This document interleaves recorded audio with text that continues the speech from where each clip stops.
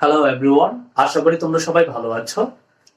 আজকে আমরা accounting first পার্টের সাজেশনটা নিয়ে একটু বিস্তারিত আলোচনা করব। আমরা বিগত ভিডিওতে অ্যাকাউন্টিং সেকেন্ড পার্ট আমরা কতগুলো অধ্যায় পড়ব, কিভাবে পড়ব, কত ঘন্টা করে পড়ব, সবকিছু আমি বিস্তারিত আলোচনা করে দিয়েছি। আশা করি তোমাদের ওই ভিডিওটা খুবই কাজে দিয়েছে। আজকে আমরা অ্যাকাউন্টিং ফার্স্ট পার্টে কতগুলো অধ্যায় পড়ব, কিভাবে পড়ব, কত ঘন্টা পড়ব, সবগুলো বিস্তারিত আজকে আলোচনা করব। সাথে এমসিকিউ আমি একটু আলোচনা করে দেব। অ্যাকাউন্টিং ফার্স্ট পার্টে তোমাদের মধ্যে একটা ভয় কাজ করে যে আর্থিক বিবরণী নিয়ে ক বিভাগে। তোমরা তো জানোই ক বিভাগ থেকে তোমাদের দুইটা কোয়েশ্চেন আসবে আর্থিক বিবরণী চ্যাপ্টার থেকে। দুইটাই কিন্তু বাধ্যতামূলক ভাবে তোমাদেরকে আনসার করতে হবে। তো এটা নিয়ে অনেকে প্যানিক পাওয়ার কিছুই নেই। আমি খুব তাড়াতাড়ি এই আর্থিক বিবরণী নিয়ে আমি একটা ক্লাস দিব। সেই ক্লাসটা তুমি যদি খুব ভালো করে কমপ্লিট করো তাহলে তোমার আর্থিক বিবরণী নিয়ে যে ভয়টা, সেই ভয়টা আর থাকবে না। খুব তাড়াতাড়ি আমরা এই ক্লাসটা আপলোড করে দিব। এটা ক্লাস হচ্ছে প্রসেস চলমান। তো আর্থিক বিবরণীতে আমাদের কত মার্কস থাকবে? আর্থিক বিবরণীতে আমাদের মার্কস থাকবে 20। আশা করি ওই ক্লাসটা দেখার পর তোমাদের এই 20 মার্কস নিয়ে আর কোনো ধরনের কোনো প্রবলেম থাকবে না। খুব ইজি ওয়েতে খুব সুন্দরভাবে উপস্থাপন করা হয়েছে এই আর্থিক বিবরণীর এই ক্লাসটা।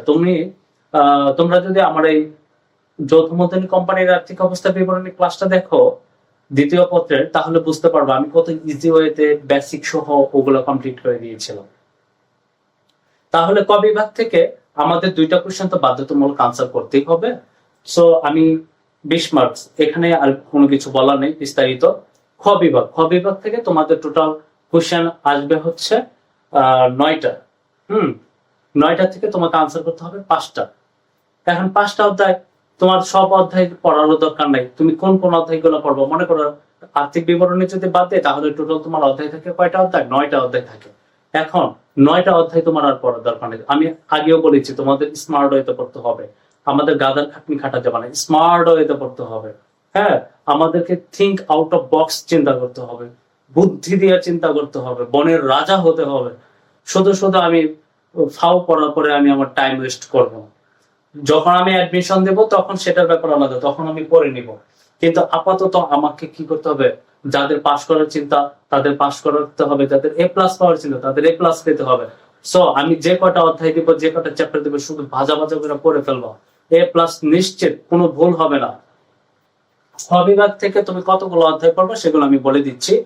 খ বিভাগ থেকে হিসাবের বইসমূহ, 2 নম্বরে হচ্ছে ব্যাংক সমন্বয় বিবরণী, 3 নম্বর হচ্ছে প্রাপ্য হিসাবের হিসাব রক্ষণ, 4 হচ্ছে রেওয়া মিল, 5 হচ্ছে দৃশ্যমান ও অদৃশ্যমান সম্পদের হিসাব রক্ষণ। এই 5টা অধ্যায়। তারপরেও যদি তোমাদের কারো মনে হয় যে না আমি আরো একটা বেশি অধ্যায় পড়বো, বা একটু কনফিউশন মনে হয় যে আরেকটা অধ্যায় পড়লে মনে হয় ভালো হইতেই হবে, যাদের মনে হয় এটা, তারা কার্যপত্রটা পড়ে রাখতে পারে।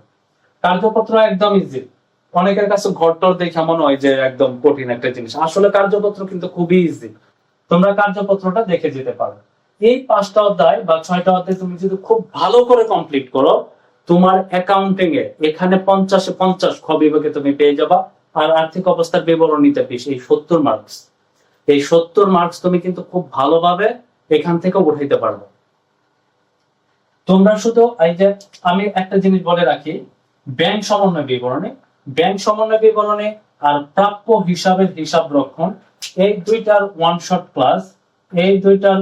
শট ক্লাস আমি অলরেডি দিয়ে রেখেছি আমার ইউটিউব চ্যানেলে। দেখবা ব্যাংক সমন্বয় বিবরণ এবং প্রাপ্য হিসাবের হিসাব রক্ষণ, এই দুইটার আমি ওয়ান শট ক্লাস দিয়ে রেখেছি। তুমি যদি আমার এই দুইটা ক্লাস খুব মনোযোগ দিয়ে দেখো, ধৈর্য ধরে দেখো, আমি তোমাকে চ্যালেঞ্জ দিয়ে বলছি, তুমি এই ব্যাংক সমন্বয় বিবরণী আর প্রাপ্য হিসাবের হিসাব রক্ষণ, এই 2 অধ্যায় থেকে তোমার যদি মনে হইতো কখনো যে 2 অধ্যায় আমার কাছে খুব কঠিন মনে হয়, আমি তো বুঝতে পারছি না, তুমি believe me, you can believe me, তুমি অবশ্যই এই ক্লাস দুটো করার পর তোমার কাছে মনে হবে ও মাই গড, এই দুটো ক্লাস মানে এই দুইটা চ্যাপ্টার এত ইজি ছিল, এত ইজি, তোমার কাছে পানির মতো সহজ মনে হয়ে যাবে এই দুইটা ক্লাস, ব্যাংক সমন্বয় বিবরণী এবং প্রাপ্য হিসাবের হিসাব রক্ষণ।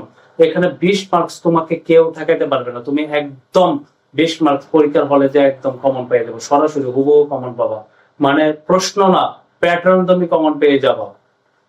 তুমি আমার এই 2টা ক্লাস করার পর ব্যাংক সমন্বয় বিবরণ আর প্রাপ্য হিসাবে হিসাব রাখুন আমি বেসিক সহ বুঝিয়ে দিচ্ছি, তুমি বস হয়ে যাবা। তোমাকে যত কঠিন টাইপের ম্যাথ দেওয়া হোক না কেন তুমি বস হয়ে যাবে এই 2 চ্যাপ্টারে।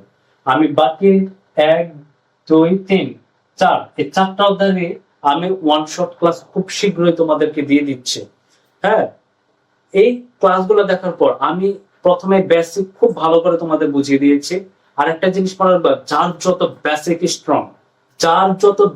স্ট্রং সে তত অঙ্ক পারবে। তার কাছে কোন ধরনের তোমরা যেমন একটা জিনিস মনে রাখবা, তোমরা ওই সাজেশনের পিছনে ছোট, কি সাজেশনের পিছনে ছোট, যে 10টা ম্যাথ 5টা ম্যাথ 3টা ম্যাথ করলে এই সে অমুক তমুক। ভাই, তোমার যদি বেসিক ক্লিয়ার না থাকে তুমি তো অঙ্ক মুখস্থ করে যাবা? তুমি তো অঙ্ক মুখস্থ করে যে পারবা না। তোমার প্যাটার্ন তো ঘুরে আসতে পারে, যেটা পড়ে গেছে সেই প্যাটার্ন এসে আরেক প্যাটার্ন দেবে, তখন তুমি কি করবা?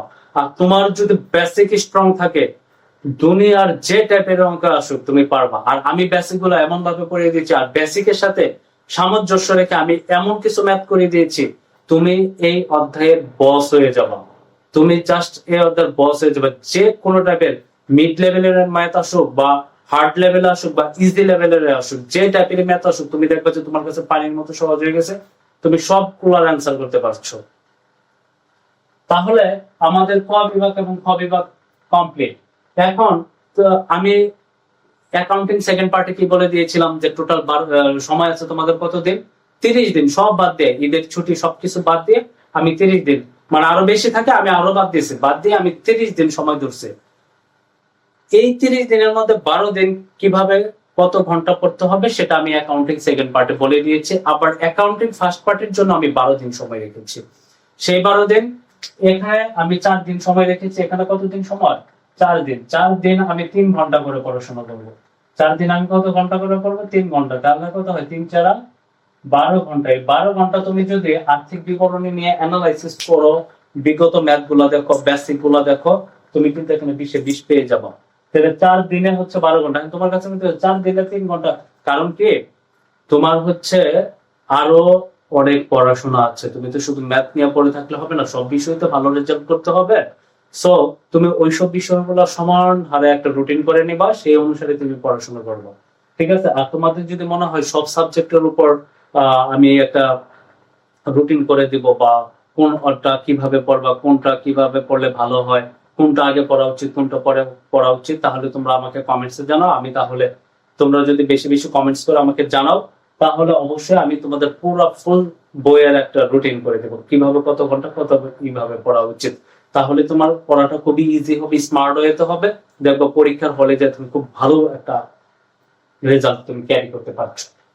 এখন হচ্ছে, তাহলে আমি 4 দিন সময় রাখছি। 4 দিন প্রতিদিন 3 ঘন্টা করে, টোটাল 12 ঘন্টা যদি আমি পড়ি, ভাই 12 ঘন্টা পড়লে কনসিস্টেন্সি বজায় রেখে তাহলে আর কিছু থাকে না, আর্থিক বিবরণী কমপ্লিট।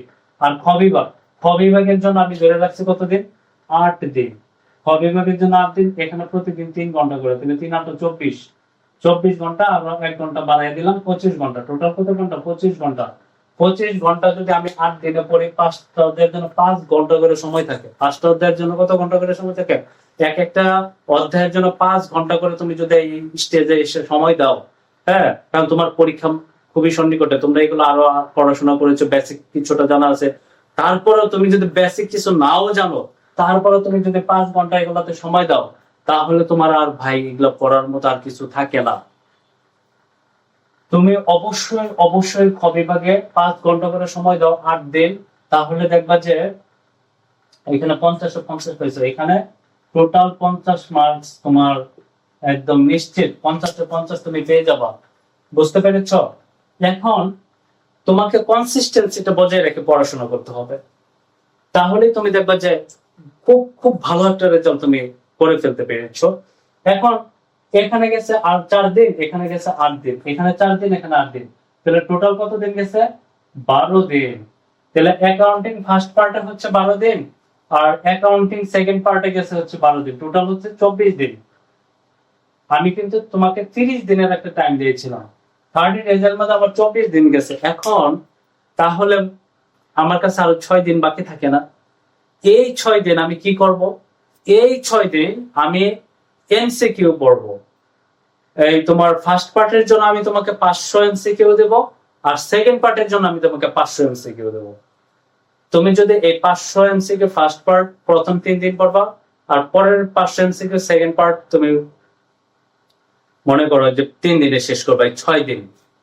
তুমি যদি এই 500 এমসিকিউ ফার্স্ট পার্ট এবং সেকেন্ড পার্টে কমপ্লিট করতে পারো, সেই 500 এমসিকিউ সাজেশনটা আমি তোমাদেরকে দিয়ে দেবো। তোমরা কমেন্টস করে জানাও তোমাদের কবে লাগবে, আমি তোমাদেরকে দিয়ে দেবো 500 এমসিকিউ সাজেশন। এই 500 এমসিকিউ পড়লে তোমার চোখ বন্ধ করে তুমি 27 থেকে 28টা এমসিকিউ, যদি ভাগ্য ভালো হয়, আসলে 30টাই তো বলা যায় না, 30টাও কমন পড়ে যেতে পারে, কিন্তু 27 থেকে 28টা মাস্ট বি কমন পড়বে, হুবহু কমন পড়বে। বুঝতে পেরেছো? তাহলে দেখো 24 দিন আর 6 দিন হচ্ছে আমার অ্যাকাউন্টিং এর 2টা পার্টের জন্য এমসিকিউ। তাহলে কিন্তু আমার কি হয়ে যাচ্ছে, পুরো সিলেবাসটা কভার হয়ে যাচ্ছে। আমার অ্যাকাউন্টিং এ টোটাল A+ নিশ্চিত, কেউ আর ঠেকাতে এখানে পারবে না। বুঝতে পেরেছো? তাহলে দেখছো স্মার্ট ওয়েতে আমরা যদি পড়াশোনা করি তাহলে আমাদের পড়ালেখা কত কমে আসে। আমাদের ফুল সিলেবাসটা কিন্তু দেখছো কয়েকদিনের মধ্যেই রিভাইজ হয়ে গেল। আর কারো যদি ম্যাথ করাও নাও থাকে, নতুন করেও যদি কেউ শুরু করে তারপরে তার হয়ে যাবে। বুঝতে পেরেছো? খুবই সহজ। আর আমার এই 2টা ওয়ান শট ক্লাস তুমি করে দেখো, দেখবা যে 5 ঘন্টা সময় তোমার এই 2 ক্লাসে লাগছে না, অনলি 3 আওয়ার্সে তোমার টোটাল বস হয়ে গেছে তুমি। ঠিক আছে? আমি জাস্ট 1 ঘন্টার একটা ওয়ান শট, 1 ঘন্টা 2 ঘন্টার 2 চ্যাপ্টারের জন্য 2 থেকে 2.5 ঘন্টার একটা ক্লাস দিয়েছি 2 চ্যাপ্টারের জন্য। তুমি বস হয়ে যাবে। তখন তুমি ক্লাসটা করার পর আমার কথার সাথে মিলিয়ে দেখবা যে আমি কি সত্য কথা বলছি নাকি চাপা মারতেছি। ঠিক আছে? তুমি নিজে রিয়ালাইজ করতে পারবা। আমি তোমার উপরে ছেড়ে দিয়েছি, আমি হোয়াটসঅ্যাপ নাম্বার দিয়ে দিচ্ছি। যদি আমার কথার সাথে না মিলে তুমি হোয়াটসঅ্যাপে আমাকে মেসেজ দিলে যে ভাই আপনার কথার সাথে মিল নাই। ঠিক আছে? আমি ওপেন চ্যালেঞ্জ দিয়ে বলতেছি যে তুমি আমার এই 2টা ওয়ান শট ক্লাস দেখো, তুমি বস হয়ে যাবা। আরো 2টা বোর্ড আমি তোমাদেরকে প্র্যাকটিস করে দিয়েছি। তারপরে 2টা না 3টা বোর্ড আমি প্র্যাকটিস করে দিয়েছি বেসিকের সাথে সামঞ্জস্য রেখে। তোমরা এগুলো কমপ্লিট করার পরে ওয়ান শট ক্লাসগুলো তোমরা আরো 2টা বোর্ড নিজে ট্রাই করো, কিছু কলেজের কোশ্চেন নিজে ট্রাই করো। দেখা একা পারতেছো, তুমি বস হয়ে গেছো, কোনো সমস্যা নেই। আর যদি কোনো ধরনের কোনো প্রবলেম ফেস হয়, কোনো ধরনের কোনো কিছু বুঝতে সমস্যা, অবশ্যই আমাকে হোয়াটসঅ্যাপে মেসেজ করবে, আমি তোমাদেরকে বুঝিয়ে দেবো। আর আমার এই ক্লাসগুলো যদি তোমাদের ভালো লেগে থাকে তাহলে অবশ্যই লাইক কমেন্টস করবা, শেয়ার করবা বন্ধুদের মাঝে। ঠিক আছে? ভালো করে তোমরা পড়াশোনা করো। Thank you.